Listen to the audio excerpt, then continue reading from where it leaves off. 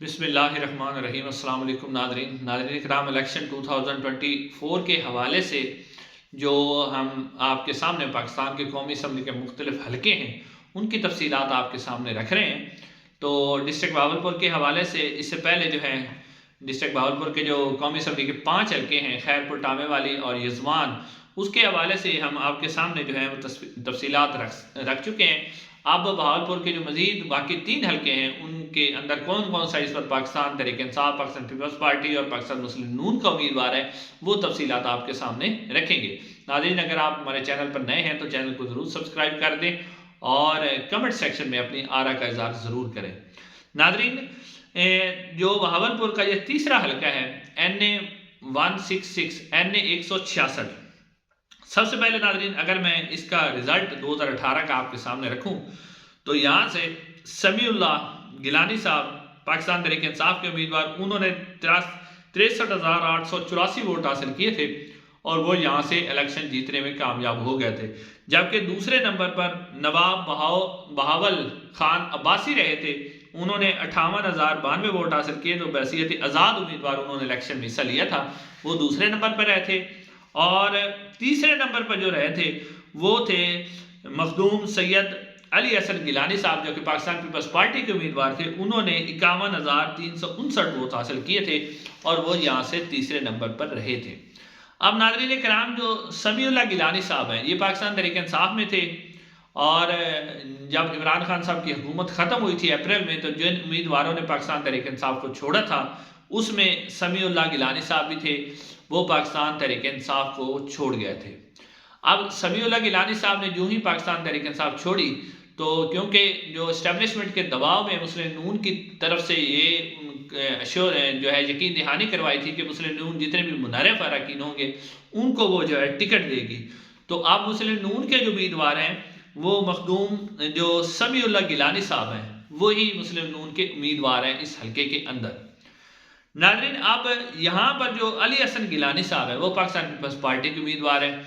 अब ये दोनों गिलानी जो हैं एक ही ख़ानदान से ताल्लुक़ रखते हैं और पिछली दफ़ा भी एक ही ख़ानदान से ताल्लुक़ रखते मुकाबला इन्होंने किया था, लेकिन समीउल्लाह गिलानी साहब के साथ जो है पाकिस्तान तहरीक इंसाफ का वोट बैंक भी था, तो वो इलेक्शन जीतने में कामयाब हो गए थे।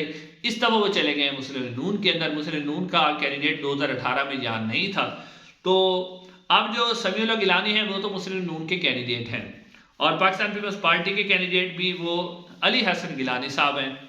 पाकिस्तान तहरीक इंसाफ ने जो इसमें अपने उम्मीदवार नामजद किया है वो कमल शोजब साहब है। कमल शोजब साहबा ये इससे पहले पाकिस्तान तहरीक इंसाफ की सीनियर रहनुमा हैं और वे स्पेशल सीट पर पाकिस्तान तहरीक इंसाफ की एमएनए भी रही हैं, लेकिन अब पाकिस्तान तहरीक इंसाफ ने उन्हें डायरेक्ट मैदान में उतारा है।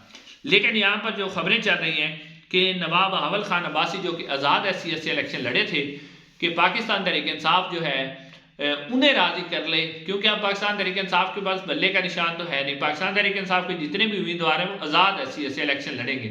तो अगर तो नवाब बहावल खान जो अब्बासी हैं उनको पाकिस्तान तहरीक इंसाफ सपोर्ट करती है और कमल शोजब साहबा जो है उनके हक में नस्बतदार हो जाती हैं, तो फिर तो जो नवाब बहावल खान अब्बासी हैं वो ये इलेक्शन जीतने में कामयाब हो जाएंगे।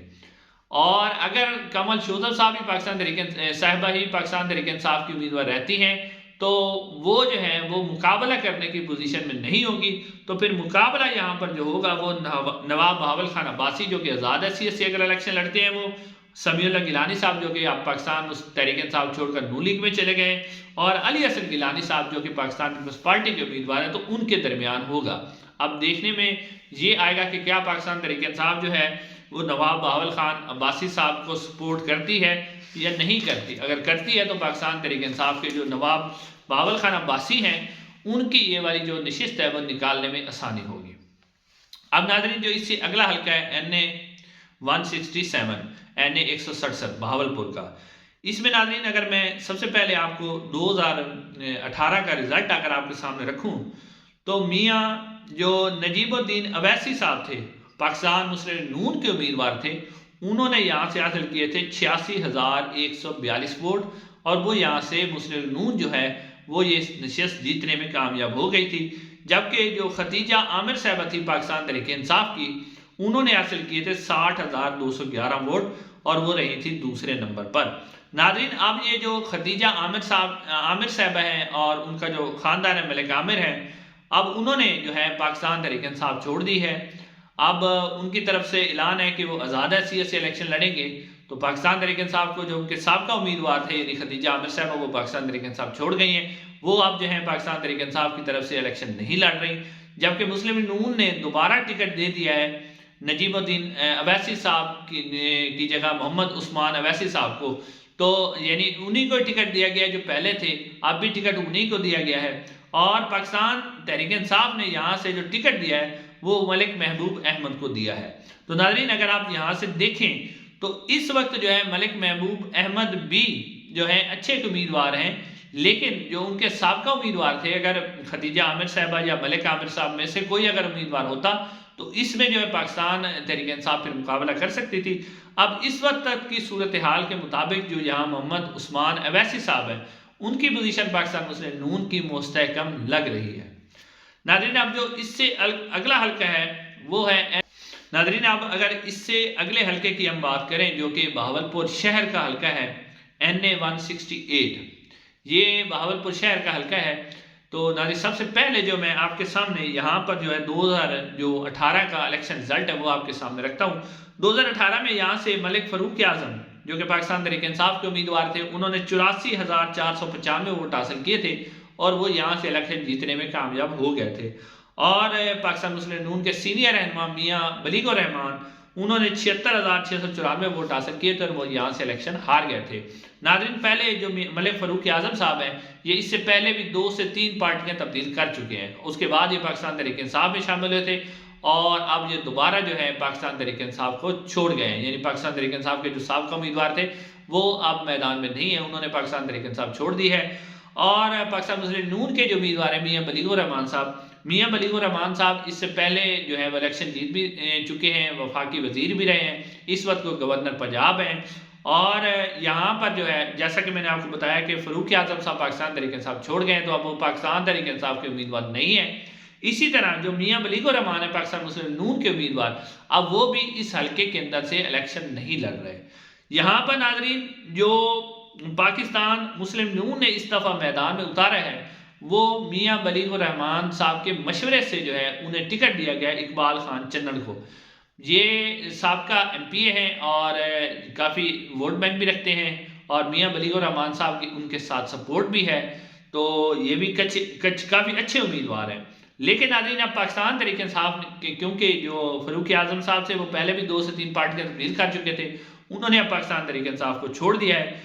तो अब पाकिस्तान तहरीक इंसाफ ने यहाँ पर जो मैदान में उतारा है वो समीउल्लाह चौधरी को उतारा है। और समीउल्लाह चौधरी जो हैं वो भी पाकिस्तान तहरीक इंसाफ के सीनियर रहनुमा हैं और साबका MPA भी हैं और इनके साथ पंजाब की जो कुछ वजारत भी इनके पास रही है। तो नाज़रीन, आप इस हल्के के अंदर अगर बात करें, क्योंकि ये बहावलपुर जो शहर है शहरी इलाकों का हल्का है, तो इस हल्के के अंदर आप अगर देखें तो इकबाल खान चन्नड़, ठीक है कि उनका वोट बैंक भी है, मुस्लिम नून का वोट भी है, मियाँ बलीगुर रहमान साहब की उनके साथ सपोर्ट भी है, लेकिन समीउल्लाह चौधरी जो हैं वो इसलिए इस हल्के के अंदर फेवरेट लग रहे हैं कि वो ये वाली नशिस्त निकालने में कामयाब हो जाएंगे। उसकी बुनियादी वजह ये है कि शहरी इलाका है और जहाँ भी ज़्यादातर शहरी इलाके हैं, ख़ासतौर पर पंजाब के अंदर, वहाँ पाकिस्तान तहरीक इंसाफ का वोट बैंक है। अब समीउल्लाह चौधरी जो हैं उन्हें हिमायत हासिल है पाकिस्तान तहरीक इंसाफ की, वो हिमायत याफ्ता उम्मीदवार हैं और इस हल्के के अंदर जो है समीउल्लाह चौधरी साहब वो ये वाली नशिस्त जो है वो निकालते हुए नज़र आ रहे हैं। नाज़रीन, इंशाल्लाह अगली वीडियो में आपसे मुलाकात होगी। अस्सलाम वालेकुम।